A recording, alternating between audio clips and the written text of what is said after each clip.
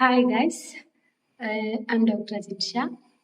ഒരു പേഷ്യൻ്റ് വന്നിട്ട് പറഞ്ഞ് അവർക്ക് വയറുവേദനയുണ്ട്, ലൂസ് മോഷൻ, കീഴ്വായു ശല്യം അല്ലെങ്കിൽ ഉരുണ്ട് കയറ്റം, വയറ്റിൽ ഉരുണ്ട് കയറ്റം എന്നിവ ഉണ്ട് എന്ന് പറഞ്ഞു. കൂടെ വന്നിട്ടുള്ള അവരുടെ അമ്മ പറഞ്ഞു, ഞാൻ അപ്പോഴേ അവളോട് പറഞ്ഞതാ കർക്കിടക മാസമാണ്, മുരിങ്ങയും ഇല കഴിക്കേണ്ട, പ്രശ്നമാകുന്നുള്ളത്. അവൾ എൻ്റെ വാക്ക് കേൾക്കാതെ കഴിച്ചിട്ടാണ് അവൾക്ക് ഇങ്ങനെ വന്നത് എന്നാണ് പറഞ്ഞത്. ശരിക്കും കർക്കിടക മാസത്തിൽ മുരിങ്ങയില കഴിക്കാവോ? പണ്ടുള്ള ആളുകളുടെ വിശ്വാസം എന്ന് വെച്ചാൽ ഈ മുരിങ്ങ മരം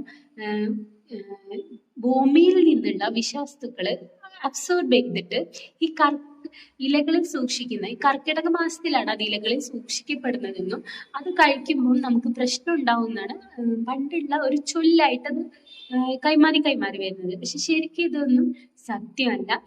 നമ്മൾ മുരിങ്ങയില ഏത് മാസത്തിൽ കഴിക്കുന്നതും കുഴപ്പമില്ലാത്ത കാര്യമാണ്.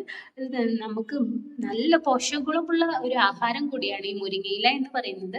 പക്ഷെ ചിലർക്ക് മുരിങ്ങയില അടങ്ങിയിരിക്കുന്ന ഫൈബർ ദഹിക്കാത്ത അവസ്ഥയുണ്ട്.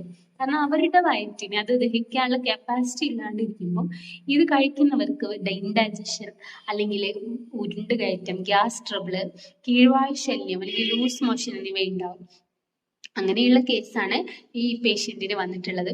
അപ്പൊ അവർക്ക് കർക്കിടക മാസത്തിൽ മുരിങ്ങയില കഴിച്ചുകൊണ്ടല്ല വന്നത്, മുരിങ്ങയിലെ ഫൈബർ ദഹിക്കാൻ പറ്റാത്തതുകൊണ്ട് മാത്രമാണ് വന്നത്.